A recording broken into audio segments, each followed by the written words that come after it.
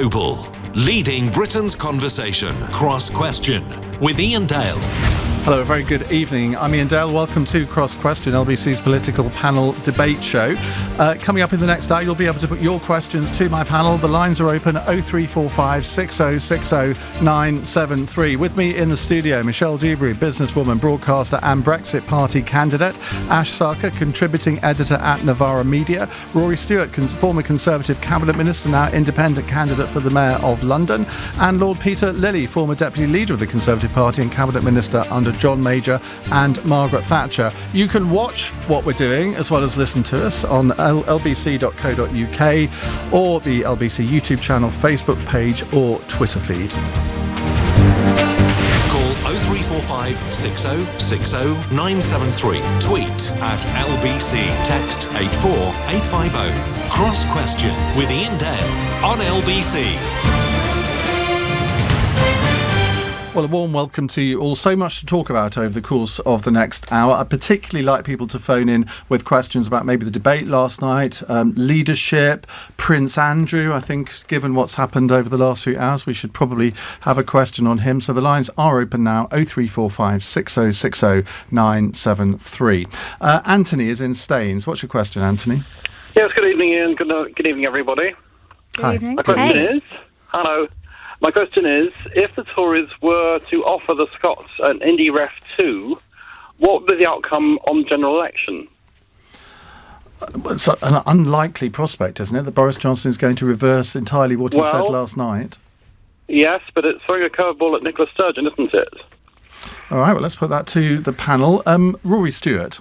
Well, I think, firstly, as Iain says, the Conservative Party very much campaigned in Scotland as the Unionist Party. Their whole run against Nicola Sturgeon was about not running the independence referendum again. So I think it would be impossible for them to do it. But I think there's a deeper issue here, which is that you're right to raise the question of Scottish independence. It is something that's still a very live issue in Scotland, and probably if you're looking at the next 10, 15 years of the United Kingdom, the thing that I'm perhaps most worried of all is that we're going to return to this story of Scottish independence and all that means for our national identity, for our history, and for the way that we operate as a larger country rather than a smaller. Do you think it's inevitable that if Jeremy Corbyn gets up to, say, 270 seats, he's going to have to do a deal with the SNP because that's the only way he would get the keys to Downing Street? Well, they'll certainly be under huge pressure because people will feel very, very strongly that he's within shouting distance of majority. So I think it's going to be very difficult, and I think it'll probably be difficult for the Scottish Nationalist Party to avoid a coalition too, because they will be under a lot of pressure to try to prevent a Conservative government. So I think that's another reason why a Scottish independence referendum is possible, and why actually, in a sense, national politicians need to be campaigning almost as much on the issue of keeping the United Kingdom together as they do on almost anything else. And what's your sense of, if there were another referendum in the next 2 years, what do you think would happen? On the surface, the polls suggest not much movement, but under the surface, something very strange is happening, which is that increasingly it seems that people who voted Remain and were angry at the Brexit result in Scotland, but who voted to stay in the United Kingdom, are tempted to change their vote to independence because of their anger about that Brexit vote. So there certainly is amongst my Conservative former colleagues in Scotland a lot of anxiety that independence referendum is more likely now to go for independence than it was when the referendum was held 4 years ago. How difficult are you finding it to say them rather than us when you talk about the Conservative Party? Difficult. You saw me pause then. Becoming an independent is a very, very interesting experience, and it's testing a lot of my loyalties, and is difficult partly because I have a lot of very close friends in the Conservative Party and in other parties, but obviously particularly in the Conservative Party because I spent 9 years working alongside them, and I really was proud of my constituency and my work there. And it's been one of the unexpected and difficult wrenches about deciding to be an independent and leave, is saying goodbye to all those relationships. Okay, Ash Sarkar. So on the question of Scottish nationalism, I was in Glasgow just a week ago and I was talking to in particular lots of young people, because one of the things that I don't understand as someone who grew up in England is what it's like to have Scottishness as part of your identity and to feel it really strongly. And so I thought that that would be the main motivating factor for young people who were sympathetic towards the cause of Scottish independence. And it actually wasn't the primary thing at all. The main thing that they were saying is that they didn't want to be tied to the sort of, paralysed Westminster politics which have dominated for the past 3 years. They felt very, very frustrated with, in particular, Conservative leadership from Westminster, and that was making them lean more towards Scottish independence. I do think that regardless of the outcome of this election, let's say for the sake of argument that it is a Boris Johnson majority, even, is that doesn't settle the fundamental question of Scottish independence. If anything, it strengthens Nicola Sturgeon's hand. The points that she's making about leaving the UK in order to remain part of the EU would go down very well with her base. And also looking ahead towards the next Scottish parliamentary election, is if the SNP secure a majority in the Scottish Parliament, it will be very difficult for Westminster to say, no, you don't have a mandate for a second independence referendum. So regardless of the outcome, whether it's a Corbyn majority, a Boris Johnson majority, a minority government propped up by the SNP, this is still a very live question. Peter, Lilley, that's a really good point, isn't it? That if there is, say the SNP get in excess of 50 seats in this election, which the polls suggest that they may well do, and then in the Scottish parliamentary elections, the next ones, that they get a majority, it would be very difficult for a UK Prime Minister to turn down a referendum if they've been elected on that premise. Except that we've always said, and they've said, and everybody accepted, that it was a once-in-a-generation choice. The idea that the losers always get a chance for a rerun is not a good one in either the Brexit referendum or in the Scottish National. Of course, they argue the circumstances are different because in 2014 no one was predicting a Brexit referendum. Well, they were predicting a referendum, but they weren't predicting a Leave victory. You've got to remember also that in Scotland, more than half the seats held by Scottish nationalists, more people voted Leave in the referendum than voted for those Scottish nationalist MPs, because they're there on a split vote. So there are a lot of people in Scotland, only a minority, 38% or something, who voted Leave. I personally think that once we've left, the case for Scottish independence is enormously weakened. Nicola Sturgeon said the worst thing that could happen would be for the United Kingdom to leave the EU without a deal. Yet she's proposing to leave the United Kingdom without a deal, having already left the EU and not having a deal with the EU. I mean, it's that is the not question. An attractive position. That is the question I find that SNP representatives cannot answer. If you say, well, if the UK offered you to leave the United Kingdom with no deal, you'd snap their hands off, wouldn't you? And they're gulp like goldfishes when you put that to them. Michelle Dewberry, the Brexit Party is not standing in a lot of seats in Scotland. Why is that? Well, we had to make a strategic choice, and you mentioned a minute ago that we're going to be talking about leadership later on, so I'll probably address that a bit more then. If we get a question. Haven't got one yet. Yeah, I hope we do. But in terms of the specifics around the referendum, I'm not in favour of breaking up the union, and one thing that this Brexit situation has done, whatever side of the argument you're on, you cannot disagree with the fact we're ripping ourselves to pieces now. We are really destroying our country, and what needs to happen is we need to get this election out of the way, done, dusted, and now we need to unite as a country. And I worry that further referendums on things like Scottish independence, they're just going to keep this division going at a time when we should be putting those divisions to bed now. Rory? I actually do agree strongly with that. One of the reasons these referenda are so divisive in Britain is that they tend to be being won in the 50s. I've worked in other parts of the world where referendum for independence have been won by 95, 98% of the vote. And then it's not a divisive thing. The problem in Britain, whether you're looking at the Brexit referendum or indeed you're looking at the Scottish independence referendum, is that whichever way that Scottish independence referendum goes, it'll be just over 50% against the high 40s or something of that sort.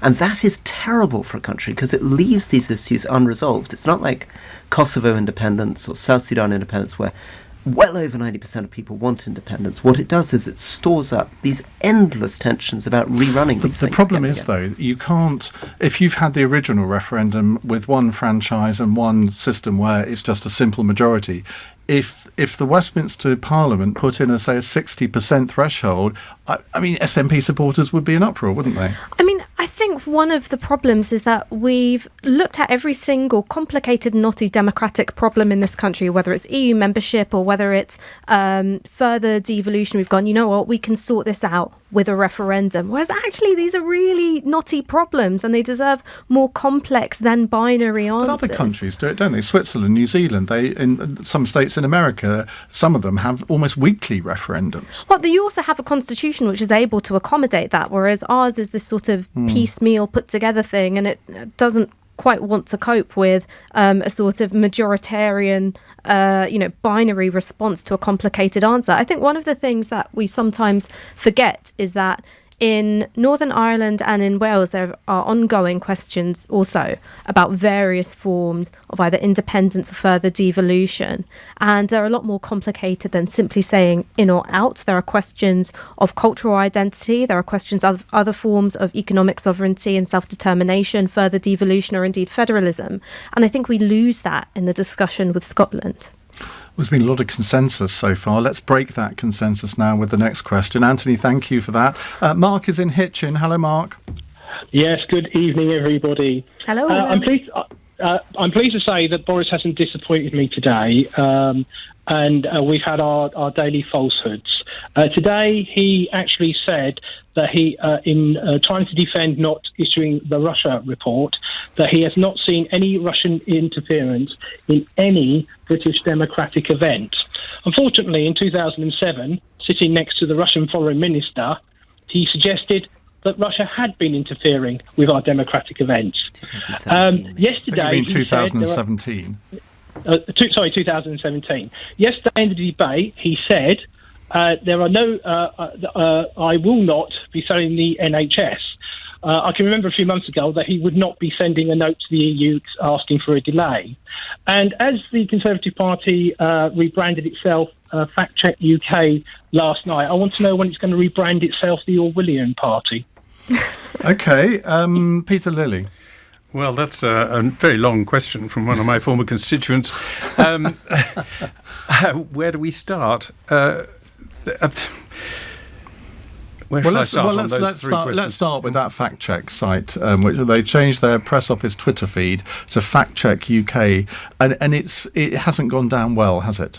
It's always unwise to be too clever by half, and that was a bit being too clever by half, leaving it branded Conservative, but obviously hoping people would see it as a fact check thing. It's almost as bad as the BBC's fact checker, who I've come up against. Oh, yes, you've had a bit of a row with him, haven't you? Chris Morris, yes. Who pretends to be impartial, but actually is very one-sided.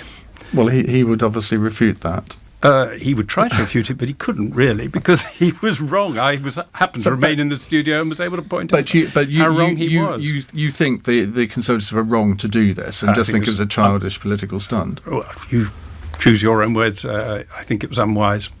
Ash? Well, look, if I'm putting it kindly, Boris Johnson has what we would call a non-monogamous relationship with the truth. And if I was putting it unkindly... You added the truth in there. If I was putting it unkindly, I would say he's a man to whom lying comes as easily as breathing. And even in his short time as Prime Minister, we've seen him lie to the Queen about his reasons for prorogation. We've seen him lie about the number of supposedly new hospitals that are going to be built. 40 suddenly gets downgraded to 6. He's someone who has made promises and broken them time and time again. I mean, you cannot. I mean, I think the hospital thing, I'm kind of on your side of that. I think it is certainly a distortion of the truth. But should we not be careful if we're trying to improve public discourse by using the word lie about every time a politician says something that somebody else disagrees with? Well, tell you what, there's a difference between mistakes. There's a difference between presenting something in a favourable light, and there's something which just plainly is not true. And I tell you something, if I went home tonight and my man said I didn't actually lie to you, what I did is I presented a distortion to the truth, I would pack his bags and chuck his clothes out the window. I think something which is necessary for public discourse is also... You might not even pack his bags. I do not think I would. I certainly wouldn't be loaning him any of my bags, just gone. I'm just imagining this scenario now. Just in case he's listening, I promise I'm not going to throw your clothes out the window tonight.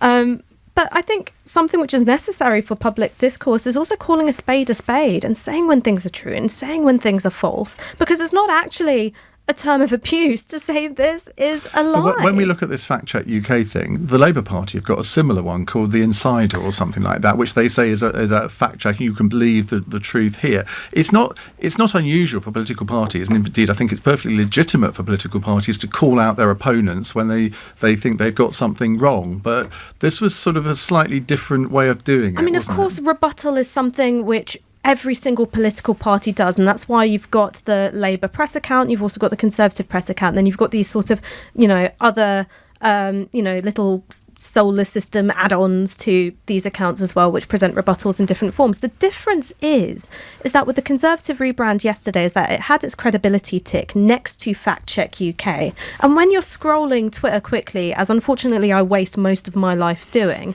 that's what you look for when you're looking for something like Full Fact or Channel 4's Fact Check. And so it's a way of stopping you from scrolling and pausing, and it's duplicitous. Michelle? So what I would say is, in summary, I think the changing of the name on Twitter, just to address that point, I think it was just weird. That's my point. And it also reflects the fact that on social media, we have a real challenge now because anyone can pretend to be anybody. You can set up accounts that are very anonymous and you can make very damaging claims about people that are spread far and wide and believed to be the truth, and there's no substance behind it. So that's the first point. I think the second point is, I think what Mark's getting to, the crux of it for me, is the fact that there's no trust anymore. Even the very nature that you need fact check this and come here for the truth, no one knows who to believe. And we're in this situation in the run up to election again, where people are just promising anything and everything in order just to secure a vote. I'm personally waiting for the party who's going to offer free wine and alcohol, quite frankly, and I'll be defecting to them in an instant. It's almost getting that silly. I'll set one up for you. Thank you. But the serious point is, we're over-promising continuously just to say, yeah, you've got a problem. What? Your problem, your concern is what? The local school? Yeah, don't worry. I will not only look after your local school, I'll build another 2 more. Oh, okay, cool. Then the next person comes along. Don't worry about that school. I'll build 3 more. And we're just getting ridiculous and making promises that are just not possible to implement or stick to. And I believe, I'm campaigning for the Brexit Party. I do believe that politics is broken, and I do believe that we need to change it. Starting from hopefully getting me elected would be a nice start, but Rory's trying to come in. Sorry, Rory. Yeah, no. I mean, I'm agreeing with you on this. I think. I thought you were trying to shut me up and have an argument with me. No. I think that the reason that truth is so important is that in order to change the world, to have a serious discussion about what you need to change, you've got to have the same facts. So if I say to you, I really want to sort out knife crime in London, it's really important that we're talking about the same things, the same numbers, the same claims. Otherwise, it's impossible for a voter to really make any sort of decision. And the danger in the modern world is because the world of facts is tricky, complicated, changing the world is frustrating, and often seems a bit boring. People are tempted to go for these fairy stories, which are big and bold and beautiful. And it's really troubling because it means that it's very difficult to get down to the discussion of what you're really going to do. What are you really going to do on transport? What are you really going to do on policing? Because the whole thing has become, trust me, here's a big promise, it's going to be great. But the trouble is, though, that one person's fact is not another person's fact, and they can actually both be right. And we don't have a sort of central adjudicator to decide what an independent fact is, do we? Well, I think on the issue of the Fact Check UK, it's very cut and dry. You brought me here on the basis that I'm Ash Sarkar, not because I told you I was Kate Moss. And so I think that's the difference between the that. The resemblance is uncanny. Absolutely uncanny. Well, I think we're both like 5'2", and that's where it begins and ends. And that's one thing. But I think campaigning promises and policy agendas is something else, because you used an interesting word, which is the word possible. And this week, because I'm a nerd and I don't have a life, I went back through Hansard and I had a look through the parliamentary debates when the NHS was founded, because there were lots of people saying that this is impossible, it's not sensible, it can't be done. There was a tabloid in 1948 called the Daily Sketch who said that it was Hitlerian coercion from Nye Bevan and Clement Attlee. The Daily Sketch was a left-wing paper, wasn't it? It was a centre-right populist paper, Okay. generally conservative supporting. And so at that time, the promise of the NHS... I find it fascinating how you spend your days, by the way. Oh, yeah, I mean... Fascinating. terribly, terribly sad. This is the cry for help from someone who really needs a hobby. And at that time, the promise of the NHS was at best dismissed as fantasy and at worst dismissed as something which was completely harmful, toxic, corrosive to politics. And then it happened and it suddenly became our new reality. So one of the things that I would like us to be able to separate is the difference between something which sounds unreasonable but requires us to think about how we have shaped our view of what is politically possible because of dominant ideologies and certain assumptions, which can very quickly fall away, as we saw with the financial crisis, and what is simply not true. Is there not a parallel to be drawn here, Peter Lilley, with the whole Brexit debate, where, I mean, Jim has sent a text in here saying, bit rich of Michelle Dewberry to say everyone is promising everything to everyone. That's exactly what the Leave campaigners promised during the referendum. But Ash made the point that, well, the NHS, everyone said, well, that it's impossible to make that work. You would presumably translate that argument to Brexit, saying, well, all the Remainers say it's going to be a disaster. They don't know that. They're not operating on facts. They're operating on assertions. Indeed. And I think we're in danger of underestimating the intelligence and canniness of the British people. In 1945, they didn't believe the sketch, did they? Or 48 or whatever, the 45 election. And they 89% of doctors did, though, at the time. Interesting. Maybe. Oh, yes, doctors always... professions always in favour of the status quo. So they were in favour of the status quo then, and they got their way, and they remained independent contractors and weren't nationalised. However, what people can't tell is if someone make a very specific promise that they will vote a certain way on tuition fees, the electorate can assume that they will do so. And when they don't, that destroys trust. And we're now facing the biggest betrayal of trust of any parliament. And 85% of the members of the outgoing parliament were elected on a promise to deliver Brexit. And then more than half of them voted against it and did everything in their power to delay and prevent it. That is a huge betrayal of trust, far more than whether Boris Johnson once said that bendy bananas were all being banned by the EU.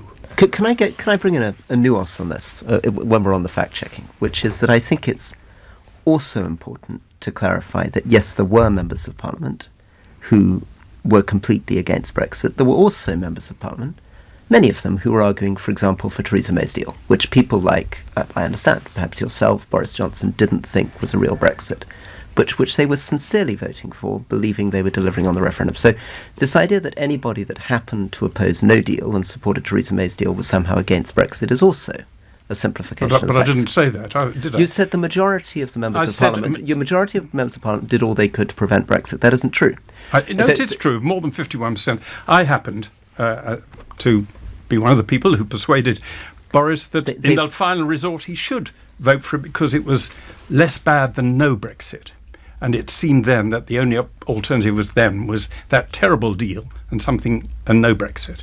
As it turned out, I was wrong. The majority of the members of Parliament voted for the second reading on Boris's deal. Exactly. There was a disagreement about the programme motion on the basis of which he called a general election, but the majority of them voted for that, not against it. At that last minute. But up until then, there had been, you've got to admit this, Rory, there had been concerted attempts. They'd taken control of the order paper. They were using the so-called fear of a no-deal Brexit to prevent Brexit happening at all, to delay, defer, put off. And even on the programme motion, a majority voted to delay, defer and put off. But that's completely different to say that 2 days scrutiny is not enough and saying that you're opposed to Brexit. Conflating those two things is one of the problems. So you're right that at different times, majorities of MPs voted against different versions of the Brexit deal, including many of the people who are currently in the cabinet. But there are different people here. There are people who were against any form of Brexit. There were people who wanted a softer Brexit. There were people who wanted more scrutiny on the programme motion.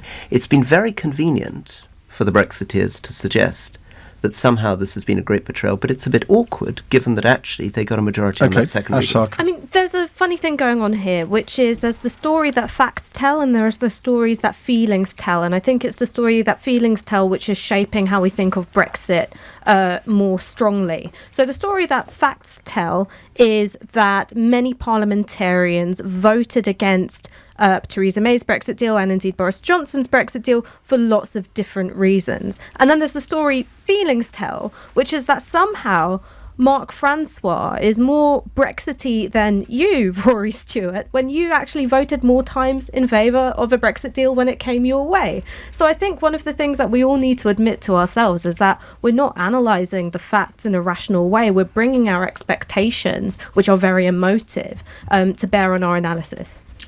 Michelle Dewberry, do you support Boris Johnson's deal? Well, in an ideal world, I would have preferred a situation where a no deal was on the table and we had a proper negotiation without one hand tied behind our back and we had something slightly stronger.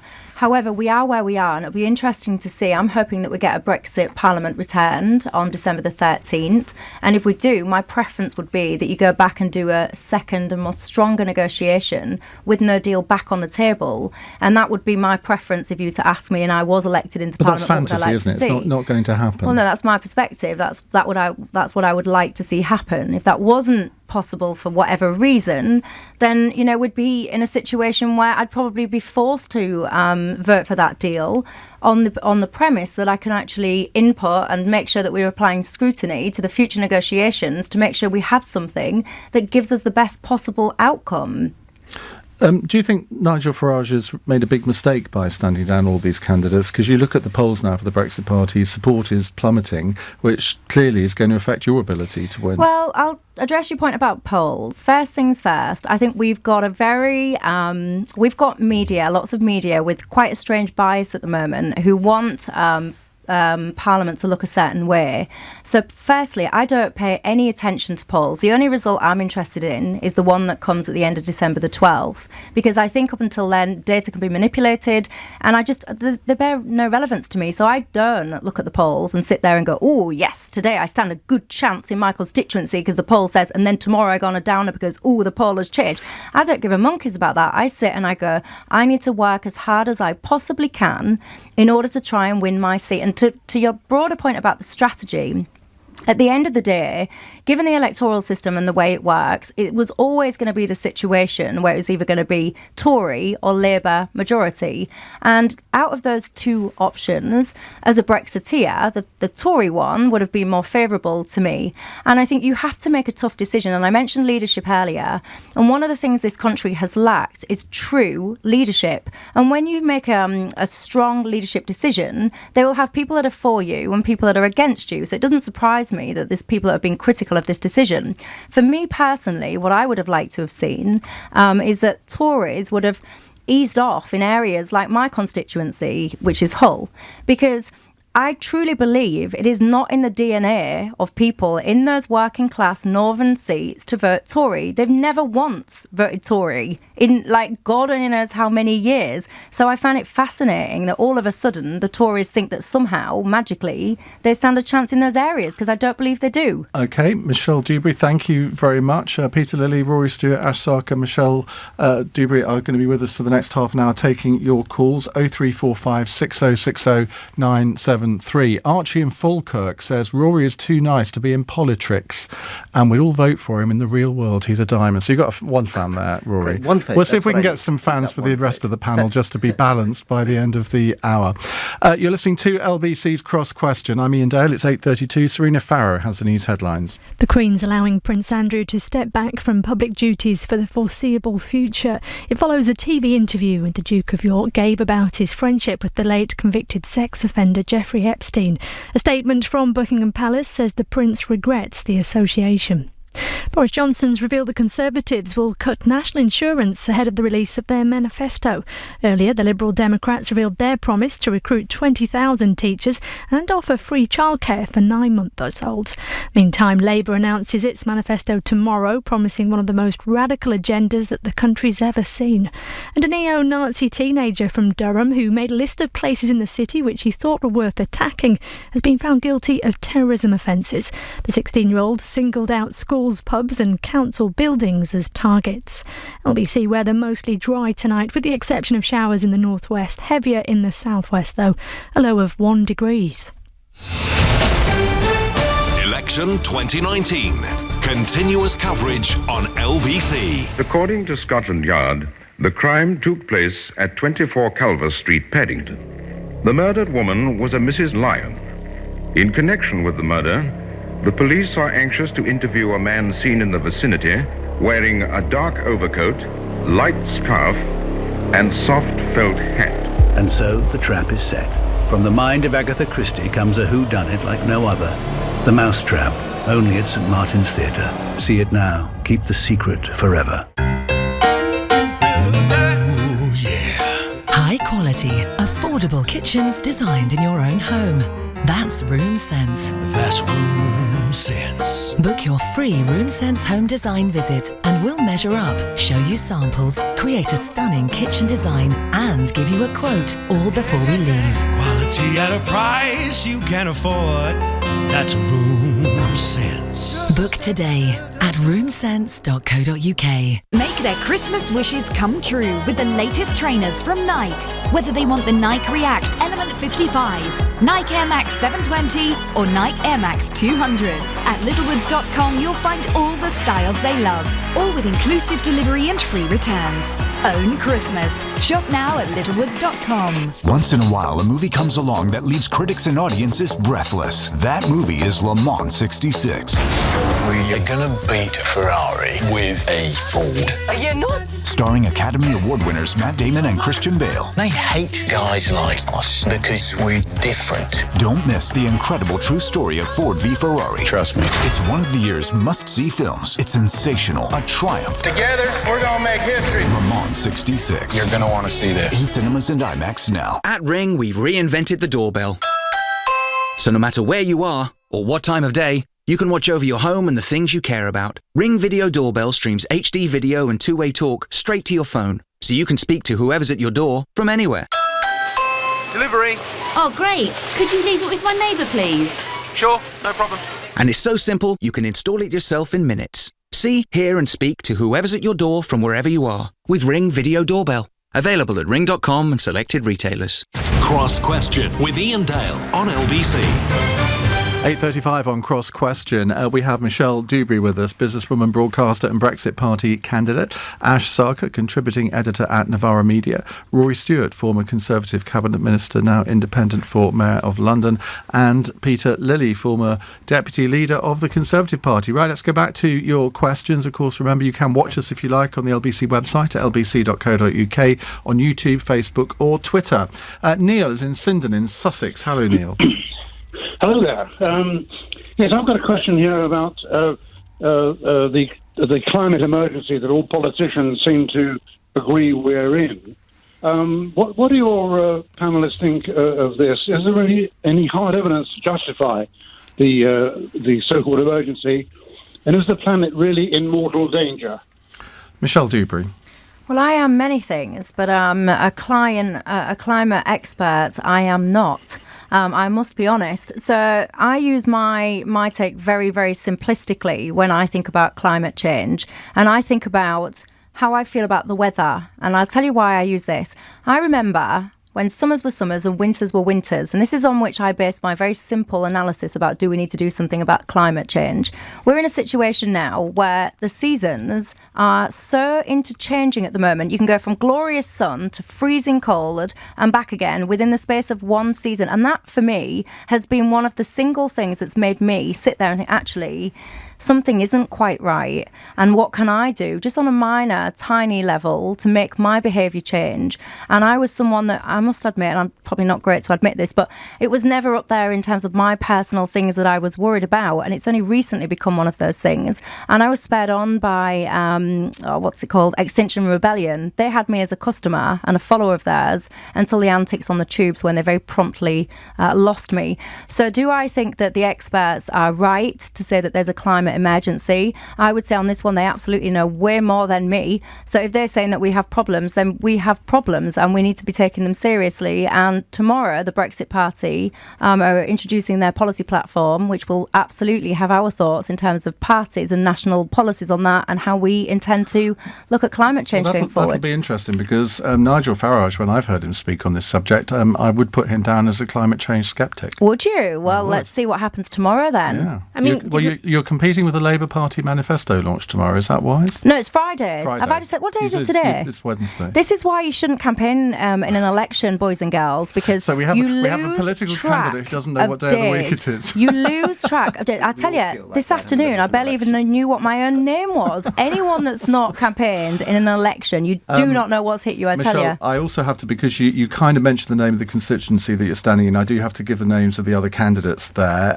It's, what was the name of the constituency again? Kingston upon Hull West and Hessel. It is. The Conservative is Scott Bell, Brexit Party Michelle Dewberry, as we've just heard, Labour Emma Hardy, Green Party Mike Lammerman, and the Liberal Democrats David Nolan. Ash Sarkar. I mean, on the climate crisis, just to talk about the expert opinion out there, I mean, look, I did English Lit at university, so I leave it to the scientists. But luckily, there is a 97% scientific consensus that the climate is changing and it's because of human activities. And if we had taken action on reducing our carbon emissions back in the year 2000, we'd have only had to do it by 4% per year. Now, because we've left it so late, we haven't changed the patterns of our consumption. It should be 18% per year. And that's in order to keep global temperature changes at 1.5 degrees, which would keep swathes of the planet still inhabitable. We start writing that off if we go up to 2 degrees. And let's say, for instance, all of this science is hokum. Let's say that more, CO2 and more methane in the atmosphere is actually brilliant and all the rest of it. Action on climate change and the things that you have to do to deal with it, it involves cleaner air. It means having a more sustainable food supply. It means things like having better public transportation infrastructure. And I think all those things are really good. Properly insulated homes. How could you disagree with that? Solar panels on every building, every roof. Again, these are all really good things. So even if you doubt the scientific consensus, maybe you're just one of those people that likes to go against the grain. I don't know. I also don't know why you would doubt that scientific consensus. Then just think that action on climate change will improve your life in ways which are measurable, particularly on air pollution. Peter Lilley, you were shaking your head during parts of that. Oh, I am a scientist by training. I did natural sciences at Cambridge, primarily physics. There's no doubt in my mind, or in any reputable scientist's mind, that the science of global warming is very sound. Double the amount of carbon dioxide in the atmosphere and you'll raise the temperature of the globe by roughly 1 degree. That may have knock-on effects and raise it by more or less, depending what those knock-on effects are. They're much less certain. So we should take the science seriously, but not those who are simply end-of-the-world cultists. I wandered through the Extinction Rebellion people and said, what are you most worried about? And they said, well, the worst thing would be if the ice caps melt and the sea level rise by 30, 40 more metres. I said, absolutely. What does the United Nations Intergovernmental Panel on Climate Change say about that? Oh, they say it's terrible, it's going to happen. They say, yes, it will take millennia to happen, according to the IPCC. That is not an emergency in my book. And what response did you get when you said that to them? They changed the subject. Right. Invariably, they change the subject. Without exception, they change the subject. So these people are end-of-the-world cultists. Now, what really worries me is we can choose to spend lots of money decarbonising our economy. It will have very little effect on the whole world because the growth of emissions is coming from poor countries. And they're using energy to get out of poverty. And I want them to get out of poverty. And if we're going to say to them, you've got to rely on solar panels and wind, solar panels don't give you electricity at night, you may have noticed. Even in the hottest countries, they are going to be put back and remain poor for a long time. And it's a choice, as far as they're concerned, not as far as we're concerned, we can do what we like, between prolonging poverty or using fossil fuels and getting out of poverty quicker. Rory Stewart. I'm afraid that this is a false choice, that climate change will lead to considerably more people in poverty, particularly if what we're currently seeing in places like Somalia at the moment continue into the future. They've had 5 droughts in 7 years, when in a historical period they would have had 1 or 2. These are massive nutrition crises. These are terrible things for poverty. You can see it in Niger, in Chad, in Mali. a considerable amount of the migration moving into Europe is now climate change driven. It is an absolutely false choice to believe that somehow by pumping out more coal-fired power stations and taking people out of poverty today, we're going to somehow guarantee the future. We have to get this development path right. Where I do agree with Peter, I disagree with him on the poverty point, is that it's very important to look at the proportions. So Britain currently generates about 76 gigawatts of power. China has 1,000 gigawatts of coal-fired power. They're bringing on 200 gigawatts more in China, 300 gigawatts more in the Belt and Road Initiative. If we're really to make a difference on this, we have to get into the US, China, India, Brazil. That's really where the difference is going to be made in this. I mean, I completely agree with the need to exert international pressure, but it's also about changing our consumption patterns. So while Britain has done well at reducing its emissions, we've negatively offset by how much we import, in particular, electronic goods from China. So that's one of the things that drives particular forms of energy use. But one of the things that I want to say is we often talk about the effects of climate change as though they only happen to faraway countries. We're only ever talking about India, China, or indeed Bangladesh, where I've got family. But the effects of pollution are being felt here in this city. It was only a few years ago that a girl in Lewisham, Ella Kissy Deborah, died because of seizures which were caused by worsening air quality in London. And so one of the things that I really want to emphasise is that the action that needs to be taken to deal with climate change, yes, some of it is about reducing consumption, but it's also about investing in infrastructure which will make all our lives better. To me, it's not a death cult, it's not an extinction cult, it's something which makes me feel incredibly optimistic to think that the quality of my life might get better rather than worse. And given that we don't hear anything about acid rain anymore, we don't hear about the hole in the ozone layer anymore, that is because collective governmental action, I'm not going to say solved both of those things, but certainly ameliorated the effects. And so presumably, therefore, it is possible to do something about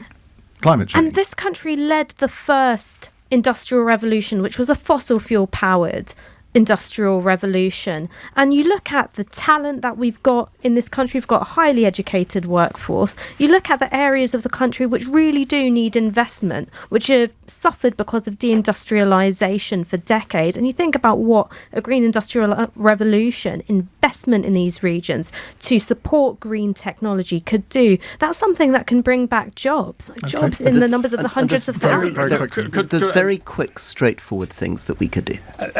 If you wanted to get more electric cars, for example, into London, you've got to think about charging points. If you want to think about more renewable energy, you've got to put more solar panels on a lot of flat roofs that don't carry. There's a lot of things that we could do. If you want to improve air pollution, there's an enormous amount that we could do to change the taxi fleet.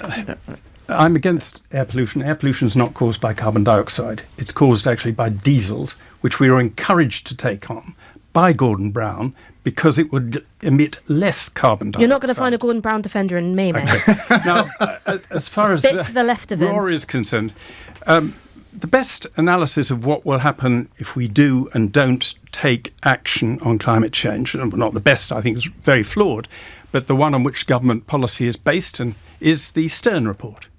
And that says if we do nothing, then if the world does nothing to reduce emissions and it goes on business as usual, then poor people will get richer much quicker than if we take action to reduce emissions and prevent them using energy to become less poor. Poor people are vulnerable to all kinds of things, not just weather emergencies, because they're poor. When you're rich countries don't suffer the same sort of calamities that poor countries do. And Rory referred to Somalia and so on. There are more droughts there. True. Again, what does the IPCC and the Stern report say?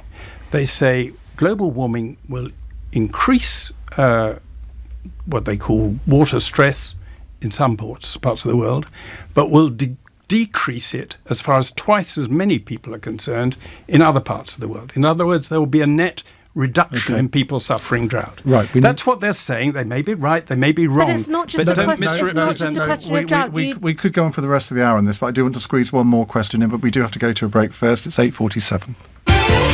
Eddie Mair, Monday to Friday from 4 p.m. I went to the local A&E and extremely busy. And I asked them how typical that was, and they said, well, that's quite normal. They all worked long hours. One I remember said she worked an 11-hour shift every day. And I said, well, what about a break? What do you do? She said, well, we're entitled to an hour, but I tend to grab a sandwich and just eat it here, and then I can see more people. Eddie Mair, Monday to Friday from 4 p.m. LBC. Thanks a lot. Thank you. If you've already got one of the 13 million smart meters installed across Britain, we'd just like to say Thank you. our electricity needs are predicted to double by 2050. So we have to upgrade our outdated energy system. Just by having a smart meter in your home, you'll be helping the system to better anticipate demand and reduce waste. So we just like to say Thank you for getting the smart meter. from the Campaign for a Smarter Britain. Urine leakage, urine leak. Tenna Men. Pants and pads. Buy online or in shops. Tenna Men. Keep control. Hey phone, connect to Wi-Fi. Connecting to cyber criminals. You're not listening. I said Wi-Fi. I'm listening. Cyber criminals could be too. Using Wi-Fi could leave your personal data exposed. How can I keep it private? With a secure VPN that encrypts your data, you need new Norton 360. It has multiple layers of protection, including VPN, device security, password manager, and more. Ooh. Go to uk.norton.com to get all-in-one protection starting at $24.99 for your first year. Terms apply. That's uk.norton.com. Some regard me as a national treasure. Well, that's very kind of you, but let me tell you about a hidden national treasure. Cello TVs. Cello are the only British manufacturer of premium quality LED TVs, but without the hefty price tag. 16 to 65 inches, manufactured in the UK, there's a Cello TV for everyone. Get a 65-inch smart 4K TV for under £550. Search cello.tv. Teaching shapes lives. If you're considering a career in teaching, you could be eligible for a £26,000 tax-free training bursary. Find out about the financial support to help you start your career in the classroom. Teaching. Every lesson shapes a life. Search Get Into Teaching. Bursary subject to eligibility. Selected subjects only. I'm sorry. You have progressive memory loss. When you hear these words, the outlook is bleak, but we're working to change that. We're Recognition Health, the brain and mind experts, and we're running clinical studies in London and Guildford. If you volunteer, you'll receive free access to a new generation medication as well as comprehensive medical care. With your help, we can change the future of MCI, as in mild cognitive impairment and Alzheimer's disease. You have progressive memory loss. But here's what we can do. To find out more about Recognition Health and taking part, go to brainandmindexperts.com. Cross Question with Iain Dale on LBC. Call 0345 6060 973. It's 9 minutes to 9 here on LBC. We have fan mail for Ash Sarkar. Neil in Kennington says, big fan of Ash. Her analysis is always illuminating and insightful. It's actually from my mum under a false name. Oh, sorry. Fake news then. Steph points out that Jeremy Corbyn's brother Piers is a scientist. He doesn't believe in man-made climate change either. Right, let's go to Peter in Cardigan. Peter, what would you like to ask? Oh, good evening, everyone. I'd like to hear the panel's views on the Labour Party's plans to renationalise lots of industries that were formerly nationalised. In the three particular angles I'm interested in, what would be the effect on the power of unions in these industries? What would happen to standards of service? And how would the removal of choice go down? OK, thank you very much. Just on that, Power of the Unions, we've got Len McCluskey joining me in the studio for an hour on Sunday, interview and phone-in. So I'm rather looking forward to that. 11 o'clock on Sunday morning, he'll be with me in the LBC studio. Ash Sarkar, I've got to come to you first on this. I thought you're positively salivating. I am. So I want to take issue with this notion of freedom of choice. So, for instance, we've got freedom of choice with your retail broadband supplier. You can go with PlusNet, you can go with TalkTalk, you can go with Sky, but actually all of them are using the same broadband infrastructure, which is maintained by Openreach. So if there's a problem with Openreach's infrastructure and you are suffering from terrible upload or download speed, you can switch between suppliers all you want, but you're not actually getting a different product. So what you've got there is a privately owned monopoly, which doesn't have fantastic service in terms of still there's all of this old copper wiring. You don't have great fibre optic connectivity. And the freedom of choice that you have is the freedom to essentially have your wallet nicked, paying for the same product and switching how would the around. state do any better? Surely, if we're not going to be ideological about it and say, well, look, depending on the sector, some sectors may be better in the public sector and others may be better in the private sector, how can a customer of BT Openreach be confident that the service will be better if it's state-run? So we're not direct customers of BT Openreach. I found this out when I lived in a flat and I was trying to get the internet hooked up and I was being bounced between a retail supplier, which wasn't a BT one, and Openreach. And I found that because of this sort of disconnect between two private suppliers, that I had no control over the service I was getting whatsoever. So I actually think a more integrated service will have more clear lines of accountability. But on this issue of control, one of the things that completely blew my mind when I found it out a couple of weeks ago is that there are bits of the NHS, the profitable bits of it, which have sort of been chopped up and sold off to private companies and indeed private equity firms. And one such thing was with blood plasma. And that means that we, the taxpayer, who pay for this service, no longer have democratic control over a key aspect of our healthcare provision. So one of the things that I'm interested in isn't simply renationalise it because I love a big hulking socialist state and I imagine the Red Army choir singing as I picture nationalisation. I think about putting control back in the hands of consumers. Peter Lilley, in the 1980s, you were at the vanguard of the Thatcher privatisations. Why is Ash wrong? Well, going back even further, in the 1960s, it was fashionable to be socialist and to believe in nationalisation. I was a contrarian youth and also a scientist, and I always liked facts. So I hitchhiked across Europe to Berlin. The wall had just been put up. As a Westerner, I was allowed the other wall. I just compared and contrasted. The right-hand side, socialism, everything state-owned. The left-hand side, free enterprise, not everything state-owned. And the contrast was dramatic. And you couldn't say that nationalisation is superior. So, as a matter of fact, it didn't work. Then we moved on, and I was involved in developing the privatisation programme. There are two kinds of things. Those industries which are competitive, where we have choice, and your arguments don't apply to them. Where they're monopolies, that's a serious issue. Should those monopolies be state-owned or state-regulated? If they're state-owned, then there's a conflict of interest between the owner, the state, and the regulator. And we found that they always gave privileges to the industry and the people working in it, and didn't work on behalf of the consumer. When you separate ownership from regulation, then you can insist that they reduce prices every year. The formula we had, the RPI minus X. You can insist that they don't interfere with the environment and so on in a way that's much more difficult if you've got this conflict between the ownership and the regulation. So unfortunately, in many sectors, that just hasn't been true when you look at some privatised industries. One key one being energy. So I don't know if you guys have ever had, the top-up key and card where you've got a prepaid meter and you've got to go down to the newsagents to top it up. It costs you 20 quid and it's always you that tops it up because your flatmates are a waste of space. Not sure if you guys have had a prepaid meter recently, but I have, and it was rubbish. And I read a news story which found that 3 of the big 6 energy suppliers have been breaking rules on the pricing of their tariffs. So in fact, it was sometimes £222 more expensive to be on the prepaid meter, and that was breaking competition rules. But those rules have never been enforced. We've got 3 minutes left. So the state's not very good at enforcing its rules, and you want it to have what I'm saying is that your argument falls apart, is that this separation actually meant that you had price gouging by private companies. We've got the state 3 minutes left. We need to get 2 panellists in. Michelle. Right, okay. So firstly, my family had a Lecky card when we left my father, and my mum became a single mum, and money was very tight. And I understand that there are problems in various different industries.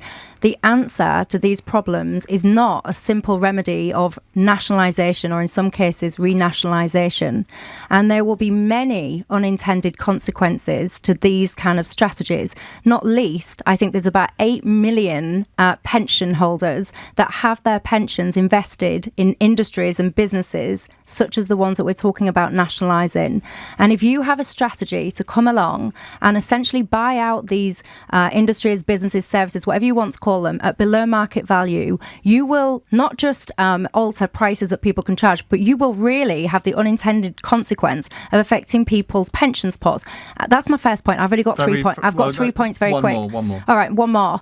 Profit is not a dirty word, and business is not a dirty word. And I watched your video that you're talking about these cards, and your final point on that word were people are poor because others are rich. It is profit what keeps people trapped in poverty. And I do not share that narrative. And what we've got to get away from, this business bad, government good, we have to look at applying leverage. The government can apply leverage to the way it's awarding contracts. It can get private businesses to operate in different ways before it allocates contract to them.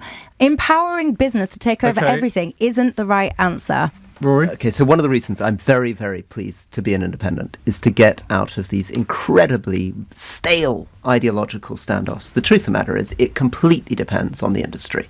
Regulation is hugely important. It's not often about privatisation or nationalisation. Your example with the electricity companies or indeed broadband, a lot of that is about poor regulation. I was very proud as a Minister of Justice to effectively renationalise the probation service. I thought it was a disgrace that the probation service went out, largely because the performance of the private probation companies, the way those contracts were written, it really did not deliver for keeping the public safer. But there are other examples of where privatisation has basically meant a much, much better service. And the government today, and this is perhaps the most important practical point, no longer in many areas has the number of staff, the skills, the experience to run these industries, which they might have done in the 1970s. Any process of renationalisation will involve huge disruption and is likely to result in a poorer service for the customer. Okay, thank you very much all on that. A quick final text question from Matthew in Basildon. Iain, the Tories have banned the Mirror from Boris Johnson's general election battle bus. Who would you rather join on the campaign trail and share a bus with? Joe Swinson, Nicola Sturgeon or Nigel Farage? Peter Lilley. Did you ever go on a battle bus with Margaret Thatcher? No, I didn't. I would try and avoid going on a battle bus with anybody, but I suspect the best person to go on a battle bus would be Nigel Farage, because you get a drink, and he's opted out of half the election. Maybe he'll opt out of the next half, and then you'll be able to have 2 drinks. Ash. Is the sweet release of death an option?